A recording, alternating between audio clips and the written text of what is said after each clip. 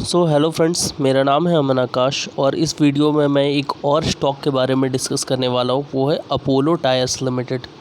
Apollo tyres limited एक multinational company है, Indian based multinational company है, जिसका प्रोडक्शन हाउस बहुत सारे देशों में है। इंडिया में भी है, हंगरी में भी है, और यूरोप में भी है, कुछ अफ्रीकन कंट्रीज़ में भी है। और ये तो मैन्युफैक्चरिंग का इनका हब है और इसके साथ साथ ये 100 से ज़्यादा देशों में कारोबार कर रही है। ये कंपनी का मेनली जो बिज़नेस है वो टायर बनाने का बिज़नेस है। इनका हेडक्वार्टर इंडिया में गुड़गांव में है और ये 2 ब्रांड्स में अपने आप को डील करती, एक है अपोलो और एक है व्रेदेस्ताइन। अब आइए दोस्तों, इस कंपनी के हम कुछ फंडामेंटल्स के बारे में कुछ डिस्कशन करते हैं।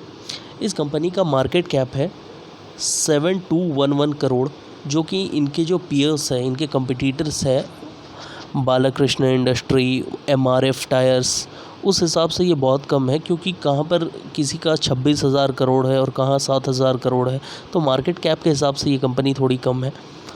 स्टॉक प्राइस अगर आज के डेट में इसका देखें तो जिस दिन मैं वीडियो रिकॉर्ड कर रहा हूँ 11 अगस्त को, उस दिन इसका स्टॉक प्राइस 126 है। हाई इसने 52 वीक हाई इसका 196 तक गया है और लो इसका 73 तक गया है। बुक वैल्यू इनका 173 है और पी रेशियो इनका 36.02 है। अगर इनके पीयर्स का बात करें तो किसी का पी रेशियो 31 है, 32 है, किसी का 44 भी है, किसी का एमआरएफ जैसी कंपनी का 18 तक भी है। तो ये पी रेशियो के हिसाब से ये कंपनी, मतलब अगर एवरेज पी रेशियो अगर इंडस्ट्री की बात करें तो वो 30 के आसपास होनी चाहिए। और उस हिसाब से अगर देखें तो ये स्टॉक थोड़ी सी ओवर वैल्यूड भी लगती है, आज के डेट में भी ओवर वैल्यूड लगती है अगर इंडस्ट्री पी रेशियो से कंपेयर करें तो। कुछ और बातें इस कंपनी के बारे में, इनका आरओसी रेशियो बहुत ख़राब रहा है 5.29 और रिटर्न ऑन इक्विटी लगभग 4.5% रहा है। अगर कोई इंसान अपने सेविंग्स बैंक अकाउंट में भी अगर जस्ट पैसे रख देता है तो आजकल कोटक महिंद्रा जैसी बैंक जो है 5 से 6% तक ब्याज दे देती है। पर ये कंपनी का जो रिटर्न ऑन इक्विटी रहा, इतना सारा रिस्क लेने के बाद भी 4.76% रहा है, जो कि बहुत ज़्यादा ख़राब है। और देखिए इसका सेल्स ग्रोथ भी बहुत ख़राब है, 4.7%। ये क्या सेल्स ग्रोथ होती है? कम से कम 18 से 20% तक सेल्स ग्रोथ होता है तो अच्छा रहता है। डेट इक्विटी रेशियो इनका 0.68 है। बट आजकल के जो टाइम है उसमें लोग डेट फ्री कंपनी में इन्वेस्ट करना ज़्यादा प्रेफर करते हैं, लकी डेट फुल कंपनी में। तो इसका कंपनी का डेट इक्विटी रेशियो सो है, एवरेज कह सकते हैं। वेबसाइट एंटरप्राइज़ वैल्यू इनका 13,225 करोड़ है। लोग प्रेफर करते हैं कि एंटरप्राइज़ वैल्यू मार्केट कैप से कम होनी चाहिए, तो यहाँ पर इनका ज़्यादा है और ज़्यादा क्या बल्कि दुगना है। तो उस हिसाब से ये कंपनी थोड़ी सी फिर से लेस अट्रैक्टिव दिखती है। कैश कन्वर्जन रेशियो भी इनका, साइकिल भी इनका बहुत लंबा है, 91 डेज़ का है। कैश कन्वर्जन साइकिल का मतलब होता है कि जिस दिन आपको एक प्रोडक्ट बनाने के लिए मार्केट से जाकर के रॉ मटेरियल ख़रीद रहे हो उस दिन से स्टार्ट कीजिए, और जिस दिन से आपको कस्टमर से पैसे कैश में आपके पास वापस आ जाता है तो उतना जितना आप टाइम पीरियड रहता है उसको कैश कन्वर्जन साइकिल कहते हैं। तो वो यहाँ 91.43 डेज़ है, जो कि बहुत ज़्यादा है। फिर इनका price to cash flow ratio 2.86 है। इंटरेस्ट कवरेज रेशियो इनका देखिए 1.60, ये भी बहुत ख़राब है। यानी ये कंपनी अपने इंटरेस्ट से सिर्फ 1.6 गुना ज़्यादा कमा रही है। अगर इस कंपनी को 1 रुपये इंटरेस्ट भरना होता है या 100 रुपये अगर इस कंपनी को इंटरेस्ट भरना रहता है तो ये कंपनी जस्ट 160 रुपये कमा रही है। तो ग्रोथ का पोटेंशियल आपके लिए तो ऐसे ही घट जाता है। लिक्विडिटी भी इस कंपनी की कोई बहुत अच्छी नहीं है, 0.56 है। तो लिक्विडिटी भी इस कंपनी का लिक्विडिटी क्रंच इसमें साफ साफ दिख रहा है। अब आइए दोस्तों, अगर इसके 1 ईयर चार्ट पे जाते हैं इस कंपनी का, तो चार्ट में आप देखिए कि ये कंपनी पहले भी साइडवेज में ट्रेंड कर रही थी, कोई बहुत ज़्यादा ग्रोथ नहीं था। लगभग 180 का सपोर्ट इनका रेजिस्टेंस रहता था और सपोर्ट 160 का सपोर्ट बना के चल रही थी। तो साइडवेज ट्रेंड था, कोई बहुत ज़्यादा ग्रोथ नहीं था। पर जैसे ही इंडिया में और वर्ल्ड में ही, ये देखिए ये टाइम है लॉकडाउन लगने का इंडिया में और पूरे वर्ल्ड में भी। ये लगभग इटली के आसपास में थोड़ा पहले लॉकडाउन लग गया था, इंडिया में थोड़ा सा बाद में जाकर लॉकडाउन लगा था। तो लॉकडाउन के समय इनके स्टॉक्स क्रैश हुए, फिर अब धीरे धीरे ग्रो करना चाह रही है। ये इनका लगभग इनका इस चैनल में ये ट्रेड कर रही है। तो अभी तक कहीं पर ब्रेकआउट भी नहीं हुआ है और सपोर्ट को भी सपोर्ट से वापस राउंड अबाउट ले रही है स्टॉक और रेजिस्टेंस से वापस गिर जा रही है, तो अभी तक इसी चैनल में ट्रेड कर रही है। अगर इस कंपनी का price to earning ratio chart देखते हैं तो देखिए ये 14 के आसपास का रेजिस्टेंस लेकर के रखा हुआ है और 14 से ज़्यादा अभी तक नहीं बढ़ रही है। तो ये कारण इनके मार्केट प्राइस होने का। अगर इसके प्रॉस के बारे में जानते हैं, इस कंपनी में ख़ास क्या है, अच्छा क्या है, अगर वो देखते हैं, कहाँ गया, हाँ, तो अच्छा ये है कि ये अपने बुक वैल्यू से मात्र 0.73 टाइम्स ही ऊपर है। तो लोग ऐसा मानते हैं कि 1 से ज़्यादा या 1.5 से ज़्यादा अगर ट्रेड करता है तो कंपनी ओवर वैल्यूड रहती है। तो बुक वैल्यू के हिसाब से तो ये ज़्यादा ओवर वैल्यूड नहीं दिख रही है, पर इंडस्ट्री पी के हिसाब से ज़्यादा दिख रही है।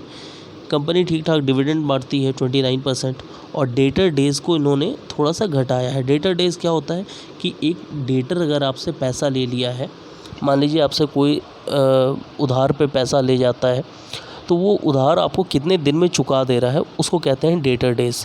तो ये डेटर डेज़ आपका जितना कम होगा, कंपनी के लिए पैसे उनके पास कैश में आने की जो चांसेस रहती हैं वो और ज़्यादा बढ़ जाती है। तो ये 21 डेज़ आया है, तो ये थोड़ा इम्प्रूवमेंट है, कोई बहुत ज़्यादा अच्छा नहीं है। ख़राबी क्या है इस कंपनी में, इनका लो इंटरेस्ट कवरेज रेशियो। मैंने आपको पहले ही ऊपर बता दिया था कि इंटरेस्ट कवरेज रेशियो 1.6 बहुत ही ख़राब है। फिर अगर इनका रिटर्न ऑन इक्विटी बहुत ही ख़राब है, इतना तो सेविंग्स अकाउंट में भी मिल जाता है। अब अगर आते हैं इनके पीयर्स से, इनको कंपैरिजन करते हैं, पीयर्स मतलब इनके कंपटीटर से अगर कंपैरिजन करते हैं तो देखिए बालाकृष्ण इंडस्ट्री, एमआरएफ, ये दोनों एक टाइप से मार्केट लीडर है। 26 हज़ार करोड़ रुपए का इनका मार्केट कैप है। पर इनका जो पी रेशियो देखिए, इनका भी 31 है, इनका थोड़ा सा एमआरएफ थोड़ा सा अंडर वैल्यूड लगता है। फिर अपोलो टायर्स का 36 है, एमआरएफ शायद 23 है, तो इंडस्ट्री इनका 44 है। तो इंडस्ट्री पी रेशियो 30 के आसपास है और इस कंपनी का भी पी रेशियो 34 के आसपास है। तो बहुत ज़्यादा पी रेशियो के हिसाब से तो ये स्टॉक बहुत ज़्यादा बुलिश नहीं लग रहा है। पर फिर आते हैं अगर इस कंपनी का लिक्विडिटी की तरफ, तो देखिए इसका लिक्विडिटी 0.56 है। इतना ख़राब लिक्विडिटी इनके दो कंपटीटर्स का तो नहीं है, इनसे छोटे वाले लोगों का है। तो ये भी छोटी स्टॉक्स में ही अब लगता है फॉल कर रहा है, क्योंकि लिक्विडिटी इसका भी ख़राब है। अगर दो लीडर्स का बात छोड़ते हैं, अगर बालाकृष्ण इंडस्ट्रीज़ और एमआरएफ का, तो लगभग जितने भी टायर कंपनी हैं सभी ने लास्ट के 5 सालों में लॉस दिया है, इन्वेस्टर्स को नेगेटिव रिटर्न दिया है। तो ये एक चीज़ देखने वाली है। दूसरा, फिर हम लोग आते हैं क्वार्टरली रिजल्ट्स में। क्वार्टरली रिजल्ट्स में अगर हम देखें तो इनका जो सेल्स था मार्च 20 क्वार्टर में और जाकर के जून 20 क्वार्टर में ये फॉल हुआ है। फॉल होने का मेन रीज़न क्या है कि ऑटो सेक्टर में बहुत ही स्लो डाउन चल रहा था। ये स्लो डाउन ऐसा नहीं कि कोविड-19 के कारण हुआ था, बहुत पहले से चल रहा था। तो पहले से चलने के कारण जब ऑटो सेक्टर का स्लो डाउन अगर रहेगा तो टायर्स भी कम ही बिकेंगी, और टायर्स कम बिकेंगी तो उसका इफ़ेक्ट आप देखिए लास्ट लगभग सितंबर के क्वार्टर से ही आप देखिए, जिस समय तक इकोनॉमी में स्लो डाउन है स्टार्ट हुआ था ये रैंड्स, ये देखिए उसी समय से इनका जो है बिज़नेस सेल्स ग्रो जो है नेगेटिव होता जा रहा है। अब इन्वेस्टर जिन चीज़ों से कंसर्न रहता है उस पे आते हैं, नेट प्रॉफिट पे। तो देखिए इस कंपनी ये साल लॉस, इस क्वार्टर में तो लॉस बुक कर रही है, और पिछले क्वार्टर में भी इनका प्रॉफिट कोई बहुत ज़्यादा नहीं था, जैसा तैसा ही था। एक चीज़ और देखने का है कि इसमें इस कंपनी का इस पर इंटरेस्ट का जो कंपोनेंट है वो बहुत ज़्यादा बढ़ा है। तो इंटरेस्ट का कंपोनेंट अगर आपका ज़्यादा बढ़ा होगा तो आपका प्रॉफिट तो ऑफसेट होगा ही होगा। अब आते हैं इनका ईयरली फिगर्स पे। अगर आते हैं तो ईयरली फिगर्स में भी देखिए इनका सेल्स पिछले साल भी, यानी इस साल से इस साल अगर देखें तो उस साल भी सेल्स ख़राब हुआ था और इस साल भी इनका सेल्स गिरा है। तो ये इनका सेल्स भी इफ़ेक्ट होता हुआ दिख रहा है। अगर प्रॉफिट की बात करें तो प्रॉफिट देखिए इनका इस साल सिर्फ 200 करोड़ रहा है, यानी फाइनेंशियल ईयर 20 में, और ये प्रॉफिट इनका लगातार गिरता हुआ दिख रहा है।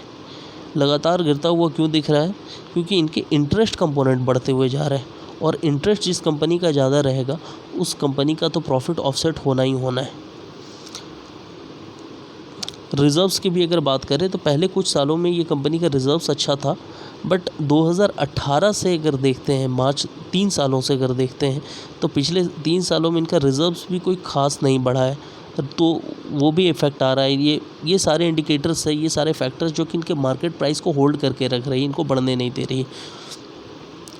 कैश फ्लोज़ की अगर हम बात करें तो ऑपरेटिंग एक्टिविटी प्लस में है, ठीक है, इन्वेस्टिंग एक्टिविटी इनका माइनस में है, ठीक है, और फाइनेंसिंग एक्टिविटी से देखें तो ये प्लस में है। तो ये प्लस में नहीं होना चाहिए, ये माइनस होना चाहिए। तो अगर देखते हैं ये क्यों प्लस में है, तो आपको साफ साफ पता चलेगा कि इस कंपनी ने 3200 करोड़ का डेट लिया है और उसी कारण से इनका cash flow from operating activity cash flows from financing activity इनका माइनस होता हुआ गया है। अब अगर इन प्रोमोटर्स की होल्डिंग पे बात करते हैं तो इनका होल्डिंग 41% के आसपास है। प्रोमोटर्स होल्डिंग बहुत दिनों से इंटैक्ट रहा है, तो ये कोई बहुत ज़्यादा चिंता वाली बात नहीं है। और थोड़ा सा तो प्रोमोटर्स की होल्डिंग बढ़ा भी है इस क्वार्टर में। तो लॉकडाउन के समय विपत्ति काल में अगर प्रोमोटर्स अपनी होल्डिंग बढ़ाती है तो ये इन्वेस्टर को एक साहस देने वाली बात रहती है। दूसरी नंबर बात है कि ये देखने वाली बात है कि पिछले 3 क्वार्टर्स में एफआईआईज़ की जो होल्डिंग है वो होल्डिंग गिरी है, और डीआईआईज़ की जो होल्डिंग है जितना गिरा है उतना डीआईआई ने अपने शेयर होल्डिंग्स को बढ़ाया है। गवर्नमेंट का शेयर होल्डिंग इंटैक्ट रहा है और पब्लिक का शेयर होल्डिंग तो बचा खुचा होता ही है। तो moral of the story share holdings में यही है कि प्रमोटर्स ने लॉकडाउन में अपना थोड़ा सा स्टेक्स बढ़ाया है, एफआईआईज़ ने स्टेक्स बेचे हैं, और जितना स्टेक एफआईआई ने बेचा है उतना को कवर अप किया है प्रमोटर्स ने और डीआईआईज़ ने मिलकर।